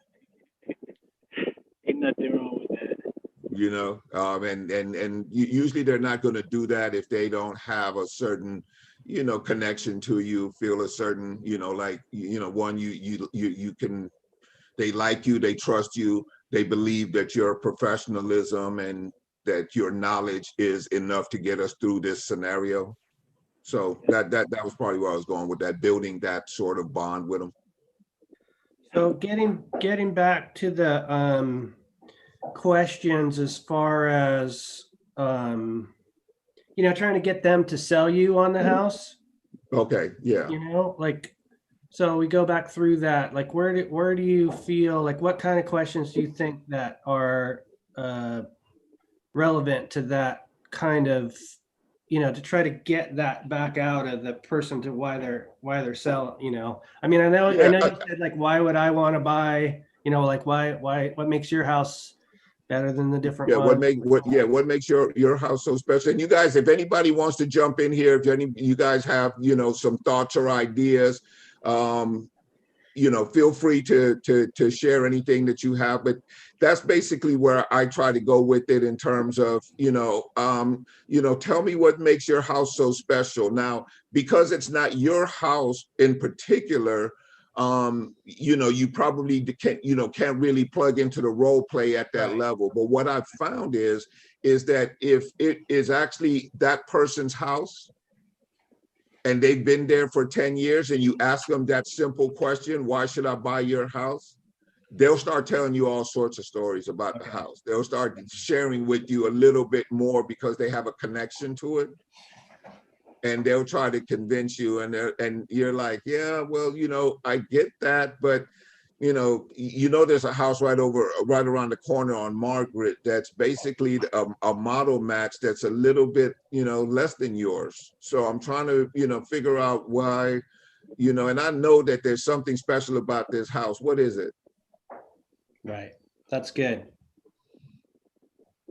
Yeah, you obviously have in your mind, because you have room, you have financial room, but there's something that's now telling you that this house is worth a certain amount. And so what's so special about this house, Mark? You obviously, there's something that you feel special about this house. You mind sharing that with me? Yeah, right. Gotcha. Yeah. Yeah, well, it's, we lived here for 20 years, have my kids here. Those are the kind of things you're probably going to get, right? That kind of stuff. Or... Yeah. And I would be like, yeah, that's wonderful. That's great that, you've been there for 20 years, but I don't know how that translates to me moving into the house. I mean, do you have any special features that I should know about, Mark? Is there a saltwater, stream that goes through my bedroom that I could dive into and get my exercise in right away? Is there something like that? Right. Okay. Yeah. I mean, it's in great condition. It's ready to go, ready to move in. Yeah. Yeah. Okay. I get what you're saying. Okay. Yeah. Yeah, so you have to convince me that your house is somehow better than the house around the corner that's selling for the same price or a little less. Mm-hmm. Like if I'm walking down the street, why should I walk into your place as opposed to the other one, which seems to have been rehabbed and has granite countertops in a nice color and everything else? Yeah. You'll say something. You'll be like, well, mine has. Yeah. Okay. Oh, okay. Yeah, I get that. Yeah. That's good stuff. Yeah. Okay. I can see why you're so excited about that, Mark. Anything else? Yeah. No, nothing else. Okay. Yeah. So basically go there. Everyone, Claude Diamond has decided to join in for a quick little shake, and you're not going to get away by sneaking in, Claude. I'm going to pull your coattail every single time because. Go ahead. I just called up to complain. Oh, here we go again, Claude. What's wrong now, Claude? Well, Victor, you sold me a grilled cheese with bacon sandwich, and I think Mark sold me a Popeye's crispy chicken sandwich. I tried to sell you. I didn't actually sell you. Wait a minute. Wait, are you saying you didn't like the bacon and cheese sandwich? Is that what you're calling to tell me? Or well, it's 11:27 here in Colorado. I'm a little hungry, and where's my sandwich? What? The sandwich is not there? Oh my God! Hold on, Claude. I need to call my driver right now. This is not acceptable. I was listening to that video from the other day, and I got to tell you, you guys did such a great job. You made me drool like a Pavlovian dog. You know, when they rang the bell. Yeah, yeah. So Mark was asking a particular question, and I know you probably don't have time because I know you're making that money. But he was asking, about having someone convince him to buy their house. Like, how would he go about? And I obviously gave him some stuff to work with, but obviously nothing on the level that you've probably seen in your, 9,000 years of doing this. And you look good for 9,000, by the way. I'm old enough to be your brother, not your great grandfather. He's not that old. Yeah, right. I'm sorry, Claudia. I didn't mean to badmouth your hubby. Uh-oh. If he was 9,000 years old, he looks pretty darn good. He looks pretty darn good for 9,000, right? We're going to start a new family tonight, just based on. Oh, yeah, there you go. See, I love when I encourage love. So if I just understand the question, you're trying to get the prospect to turn into the salesperson. Exactly. That's right. And that's the mountaintop. That's Mount Everest of selling. When we have that conversion, when the prospect wants to sell you and the prospect gives the presentation and everything else, that's so much fun because it takes the burden off us, doesn't it? It does. It does. Hey, Mr. Richardson, I'm just thinking here, I'm not sure. Why should I buy? Tell me why I should buy your home today. Well, it's a great place in a great neighborhood. It's all ready to move in. It's in a really, really nice area, good schools, good, area, like I said. Good schools. I've got 5 kids. You didn't know that, honey. I've got 5 kids and schools are real important to us. Yeah, I get it. It's great school, great neighborhood, great schools. I like to run every day. There's no running trails or anything like that nearby, is there? Yeah, kind of, but you have to they're pretty steep and pretty hard to get up. Once you get up to the top, you're good. Oh, I love steep and hard running trails. That's wonderful. Oh, it's great. Yeah. See, I'm trying to give you stuff to close me with. Okay. Apps. Go ahead. No, you go. I'm sorry. Well, I was just that would be, now you're trying to draw out the why you would want to buy my house, or you're trying to draw out of me more so of the things that you would like, I guess, right? I'm trying to make you emotional. It's all about emotion. Mm-hmm. If I can make you emotional, oh yeah, we have great running trails. You will love our running trails. Well, gee whiz, that's something to think about, and why, then I might do a lot of reverse psychology also. I want to make it emotional. I want to turn you into the salesperson. And then I'm going to do a little redirection. I'm going to say the unexpected. That's what reverse psychology is basically. Mm-hmm. Saying something you didn't expect. So you wouldn't want to sell this today, right? You don't want to move quickly on this house, do you? Well, yeah. I mean, I guess I'd want to sell it today. Yeah. I mean, I wouldn't. If you don't want to, I can call you back in a week or two or something. I'm not sure you really want to sell that house right away. I mean, you've been in it how many years, sir? 20 years.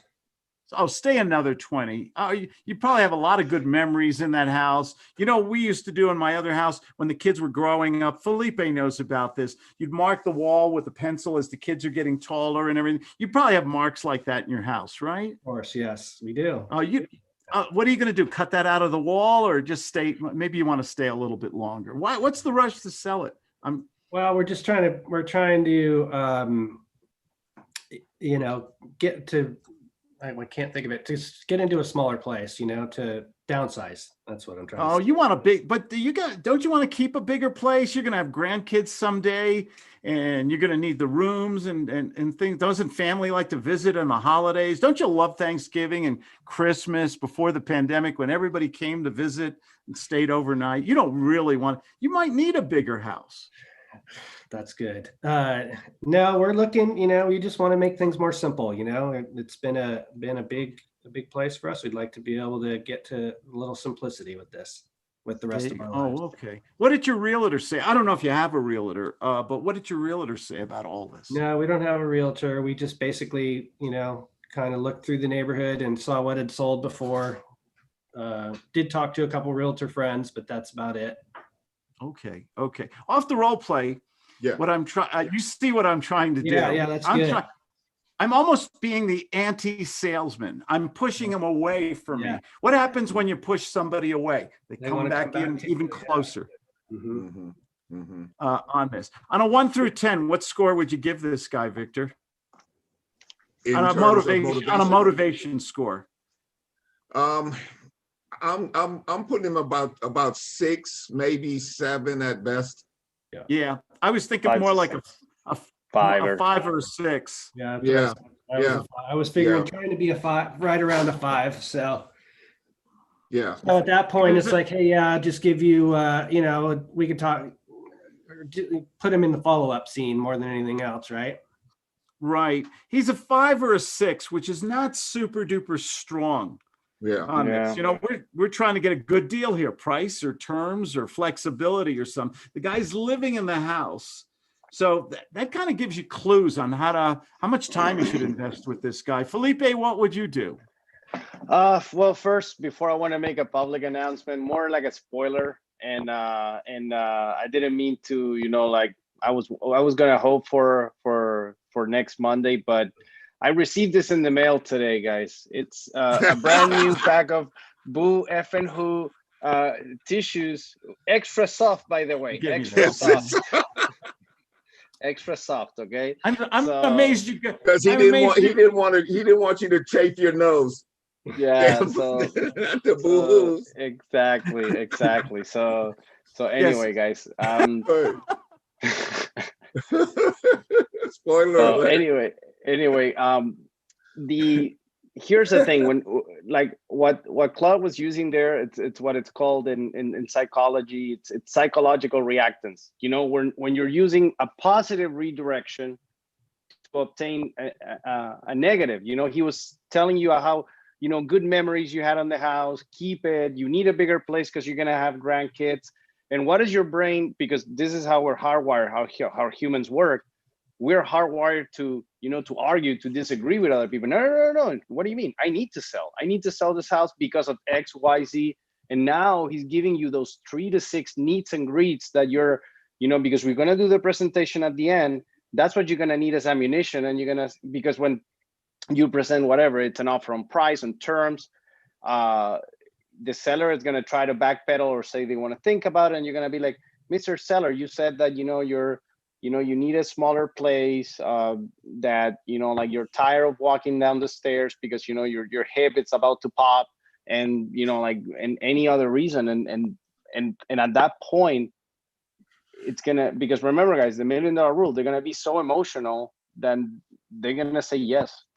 And all you need to do is fix it later. Yeah. So the conversation is basically about gathering ammo in order for you to be able to use later on. You know, did you really mean that you wanted to do that, or were you just kidding? I use stuff like that. You know, did you really mean that, or were you just kidding? I really use stuff like this because Okay, it gets them, okay. these are pattern interrupts. See, the traditional salesperson sells intellectually. They give the presentation, they ask questions, they do way too much bonding and rapport in the beginning, which comes across as pretentious. There's a lot of sales systems out there. They tell you to spend the first 5-10 minutes bonding and rapport, talking about football scores, the weather, politics, whatever.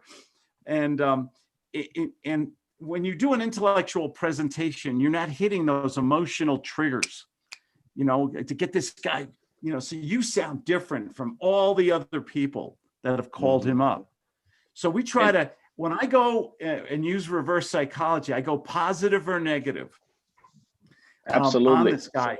I'm hoping he gives me on a silver platter how to sell him. He will tell me how to sell him. So that I don't have to play this guessing game. Go ahead. No, and it takes, I mean, guys, it's once you start making the mind shift of being like, I cannot believe this works, or it's probably just bragging because it doesn't work on real calls. Once you start testing it out, it's scary. It's scary, like very scary, because you have to be a good test pin, and in the beginning, the delivery, it's not gonna be the best. You're gonna upset a lot of people. But once you start fine tuning, it's great. I mean, I always, I tell the story of, I was in a house in the hood. It was pretty much a war zone, and I was talking to a lady and her 6'2" son, and the lady said, "I need to think about it." And I told the lady, "You're not allowed to think about it, ma'am." You can imagine the look of her son, like, what do you mean? But then you fix it, and you use this guts move, and long story short, walked away from the house with a contract and a couple of bodies in the hood. So that's, you have to believe in it. You have to make no assumptions. It's like, oh, is this gonna work? Maybe not, but after you try 5, 6, 10 times, it's gonna work. Show everybody how you'll fix it. Go ahead. Tell me, Mr. Bosans, this sounds really good, and thanks for all the information. I'm going to think about it, and I'll get back to you in the near distant future. You're a great guy. God bless you, man. And thank you very much for your compliment. And Claude, you're just not allowed to think about it. What? No one's ever said that to me. I've never heard. No one's ever spoken to me like that before. And probably nobody ever will talk to you like that. So here's the thing. If you recall, when we first started this call, we agreed that it's okay to say no. If you don't like my offer, you can fire me. You can say no. We'll still be friends. I'll send you a $25 gift card to go to Olive Garden, wherever you want to go. But you came to me with a problem, and I have a solution. I have a few ideas. You want to move out of your mom's basement. You're tired of the 10 chihuahuas. And then, and your ex-wife dumped you for her personal trainer. So Claude, why are we not doing business today? Help me understand. Well, to tell you the truth, okay, off the role play, they always say to be perfectly honest, to tell you the truth. You got to listen really carefully, and all of a sudden the dam will burst, and they'll tell you the real truth. And now you go, and then you know how to fix it or get off the phone. So back in the role play, to tell you the truth, the money's the real issue, right now. Hey, and it's okay, Claude. Bad things happen to good people all the time. You didn't put yourself in line to have this pandemic happening. I mean, there's nothing we can do about the price, because the price is the price. But let's suppose for a minute we could finance this. What would you say to me next? That's exactly what I was thinking. I mean, I want to do this, but I just can't give you all that money in one shot. Is there, can I do some kind of payments or something down or something like that? Great question. Thank you for bringing that up. I mean, let me think about it. Isn't he good? Listen to him. Listen to the way he uses his words and the timing and everything. Isn't that great? When you say a payment plan, and let's just assume for a minute that my wife is gonna agree to the crazy idea, because she's the one that runs the finances. What do you have in mind? Can you tell me what can you reasonably put down today, and what can you afford per month? Can I give you 10,000 down and 2,500 a month, something like that? I don't want to insult you or anything, but that's the best I could do right now. You know, Hey, things are tight. You're not insulting me. I agree. Money's very tight. Oof, 10,000. And guys, off the role play, deep inside, you're just like jumping and like this is the most dangerous moment in the entire call because you can get excited and be like, oh, absolutely, just go ahead, I'm ready. And then all of a sudden you can, and this is how you bring a prospect from a 9.5, 10 to a -1, because he's gonna be like, oh, salesman, he's not, you know, you're gonna burst the bubble. Do the amateur. You only wanted 1,500, but the First Dimension price, me, said 2,500. Do the amateur salesperson just to show the difference. Yeah, you know, well, I could Claude, do 10,000. I could do 10,000 down, but maybe 1,500 a month, just stretching it. I mean, that's perfectly okay. You know, like no, I 10,000 excuse is me, I good did it in- wrong. I can give you 2,500. Excuse me. I can give you 10,000 down, 2,500 a month. I mean, that works. Let me run the numbers. I think we can work with that. Yeah, sure. Let's go ahead and do it. I'm ready. Right. And what's going through my mind right now that he accepted it so quickly. Like, damn. What's going through his mind? Yeah, he's thinking, I just made a mistake. I just overpaid. That was too easy.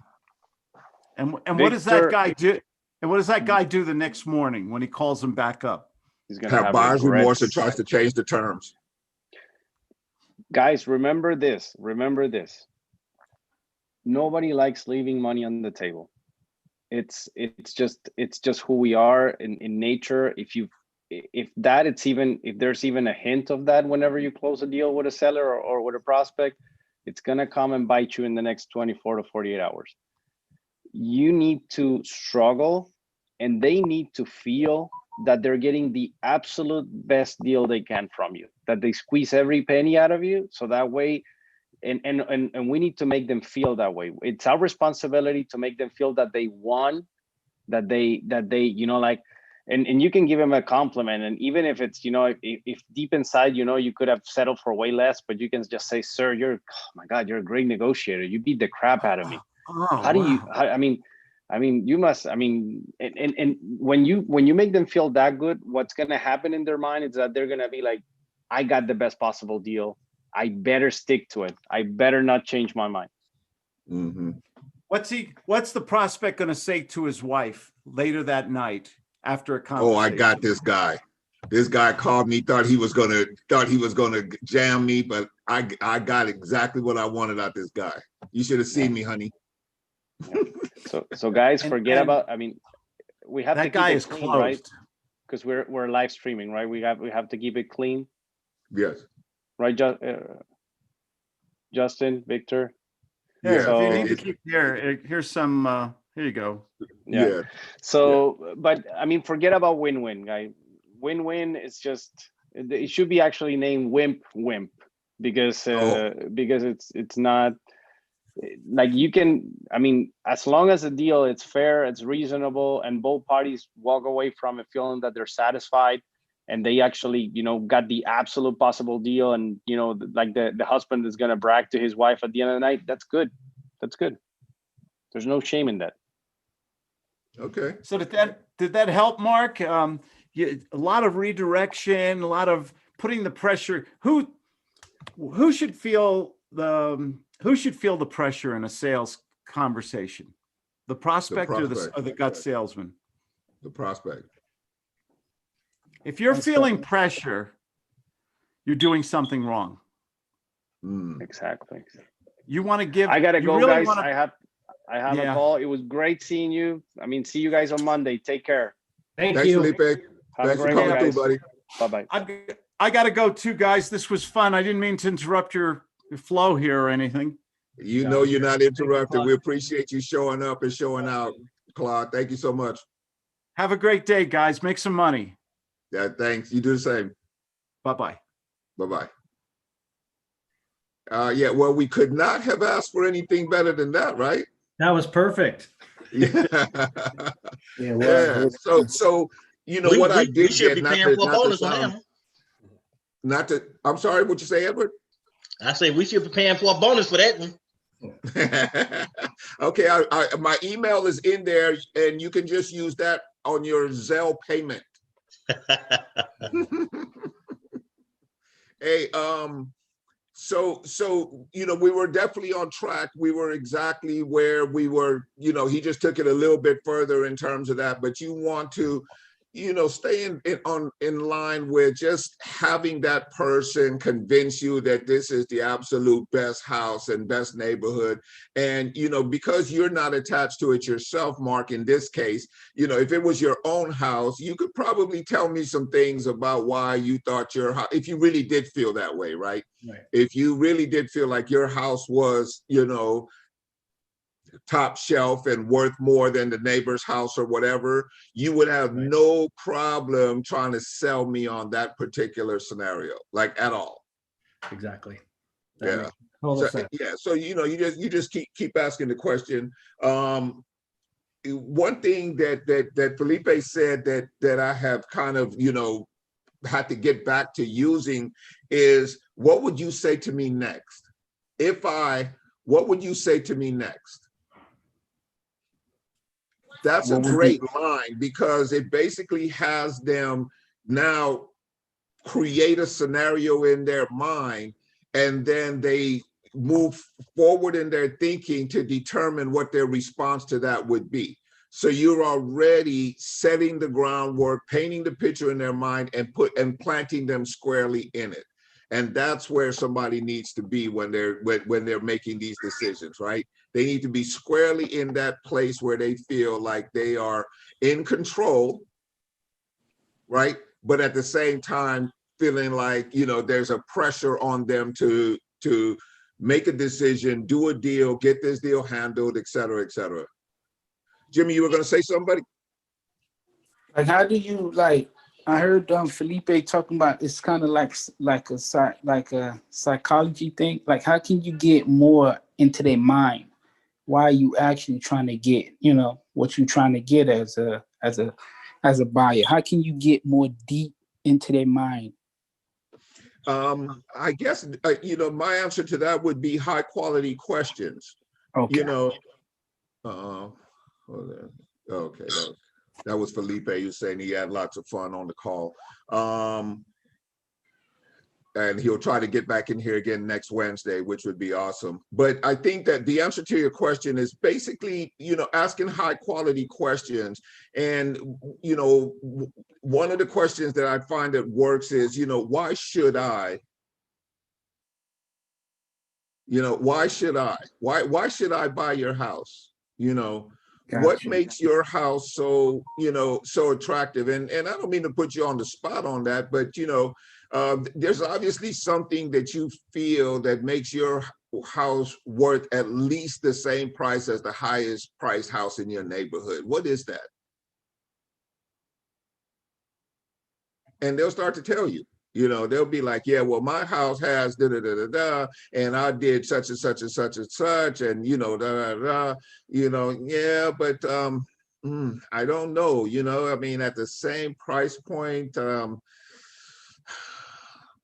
and then I'll do the Jimmy Jean hesitation and deep breath routine. You got me on that at the beginning. I got that from you, and I stole it, and I've been using it ever since.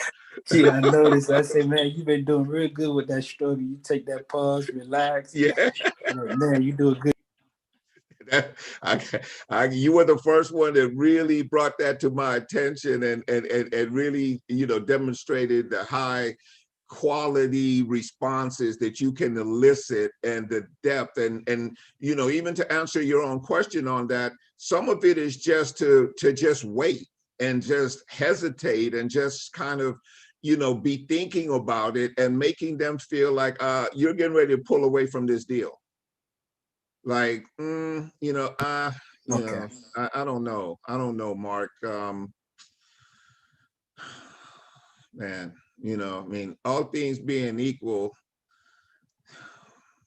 is there anything else you can, is there anything else you can tell me? Is there something that I'm missing, Mark, about about the house? I mean, I get the sense that you feel like there's something really special, and I mean, just at face value, and that's all I have to work with right now.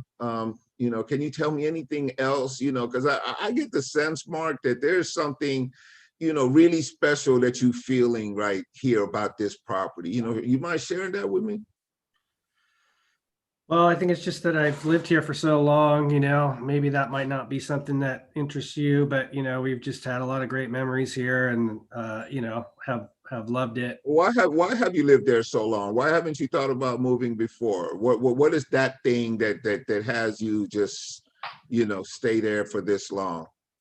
Well, mostly it's just that we've decided that you know, the house is just too big for us. It's too much work.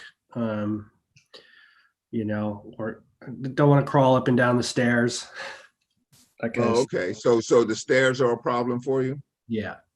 Yeah. Okay. My big toes. My big toes hurting me. Oh, damn. I get that. And you know, it's funny because I was thinking the exact same thing. I'm having more problems selling houses with stairs. And I don't know, maybe it's because a lot of us baby boomers are the buyers now, right? Exactly. Yeah. So, you know, that might actually be a reason, Mark, that, you know, we're not seeing the kind of activity that, that we want to see, you know? Would you be open to, you know, having that like a consideration and maybe, you know, doing an adjustment because of it? You know, we can even make it a point. Is that something we could talk about, or maybe not? That makes sense. That makes sense. Okay. Okay. Yeah. So what I just did there off the role play. So he was looking to sell me, but what he actually did is gave me an opportunity to demonstrate to him why he might not be getting the activity that he's looking for, right? Because there's a lot of baby boomers. None of us want stairs, you know what I'm saying? None of us want to, you know, keep going up and down these stairs and stuff like that. So maybe, you know, we can make a price adjustment now. I might have just got myself 5,000 or 10,000 but I'm going to blame it on the fact that, you know, let's cater to a group of people who we may have already alienated because of these stairs, but we may be able to bring them back just because of this price. Yeah. Right. That makes sense. Yeah. So that's really, you know, I'm just looking for anything that I can put in you know, in my, whatever it's called, and have one more arrow that I can pull out and you know, get this price down or get the terms that I need or whatever. So if I can start to create some thought in his mind about something not being ideal under the circumstances, you know, now, you know, it makes sense. Or he's going to sell me on why it makes sense. And now we're right back to where we were at, right? Yeah. So that's the conversation we want to be in. Yeah, very good. Yeah. Yeah. Good stuff today, you guys. Absolutely. Mark, we really appreciate you bringing the noise, my friend, and, you know, giving us a direction, because we all deal with this stuff. Or if you haven't yet, just hang out a while. You will. Okay. Thank you very much. It's awesome. I really appreciate your help, Victor. It's absolutely, Mark. Thank you. Okay. Hey, you guys all have a great day.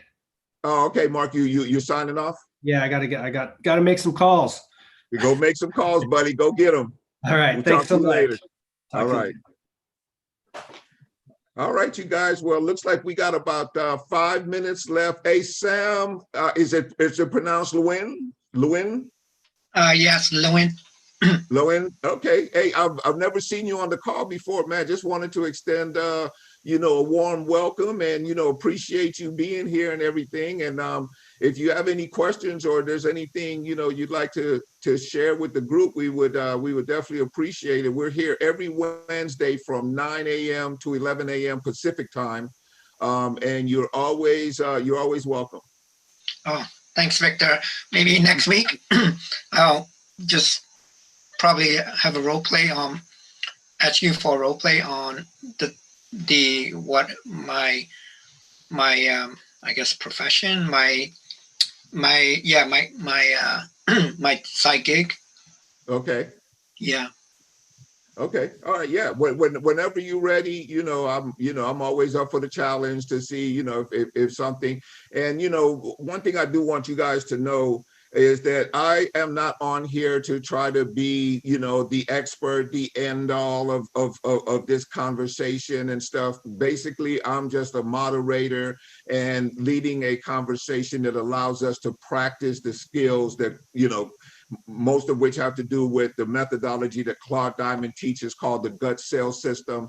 And, you know, that's also practiced by Justin Chamness, whose platform I'm on right now, who allows me to do these calls. So, you know, I don't try to be anybody's expert, but one thing I do is I do it all the time. I'm constantly working on the craft. I'm constantly making phone calls.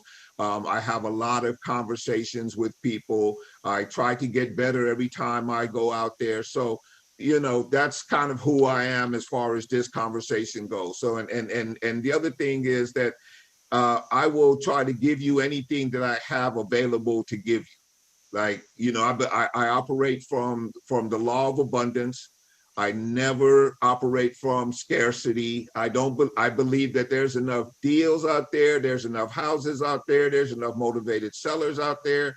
There's enough buyers out there for every single one of us to do quite well in our careers in real estate. Like, you know, and that's, and you know, to close out, that's really where you want to come from. You want to come from an abundance mindset. You know, don't be afraid to share your information. Don't be afraid to share what you have. I mean, you know, you understand under circumstances, if you're negotiating a deal, obviously you don't put all your cards on the table. But when it comes to, you know, your altruism in terms of sharing information with people, attracting other people into deals and circumstances and stuff, you'll win more times than you lose. Okay, because that's just how the universe works. You know, it's there's enough available for all of us to win. There's enough available for all of us to win handsomely. Like, there is no shortage of deals. So when you're dealing with the scarcity mindset, and we all deal with it, right? Like, we all deal with it sometimes. Like, oh man, you know, there are too many investors in this market. There's no deals left in this market. Oh, you know, the prices are too high. Oh, there's no sellers. I can't find anybody to. When you start getting that, you know, stop yourself immediately and get back to, you know, the abundance mindset. There's enough for everybody, and, you know, the Almighty, whatever you call him, is going to provide you with the opportunities to get everything that you need, you guys. It's all available for all of us, right? All we have to do is, there's a saying that I adhere to, and it's mastery before rewards, right? All that means is that you got to get your game up. If you're not seeing the rewards yet, it's only because the mastery side hasn't reached the level that you needed to reach in order for it to start to give off the rewards that's promised behind the mastery, right? Mastery takes 10,000 hours of activity. 3 hours a day, that's about 10 years. So I say that to say it's not going to happen overnight. And the more time you have, the more you can pack in, the quicker you can get to that mastery, but you can make money the whole way along the way, because your mastery is probably even right now well over and above a lot of other people's mastery, and you show up as an expert. And those are the deals you'll close. And there's enough of them for you to start to build some momentum and start to create a business and, you know, achieve the goals and dreams that you've had when you started on this journey. Right? Hey guys, we're at the top of the hour. Just wanted to say, Sam, did you have something else you want to share? No, just a quick question. When Sure. did this Wednesday weekly role play started? I think I started it, man, I don't even remember. I think we've done it probably 6 or 7 times now. This is, I think, our 7th or 8th episode. Oh, okay. So I didn't really miss out. I thought I was, I didn't access it for like a year or something. No, we haven't been doing it for that long, but we've been seeing steady growth, and, you know, people are getting value, and that's really what, you know, what it's all about. Yeah, actually, that's when I started with Claude, probably a year ago. I didn't, yeah, this was something that was missing for me. So, okay. Yeah, probably more than a year ago.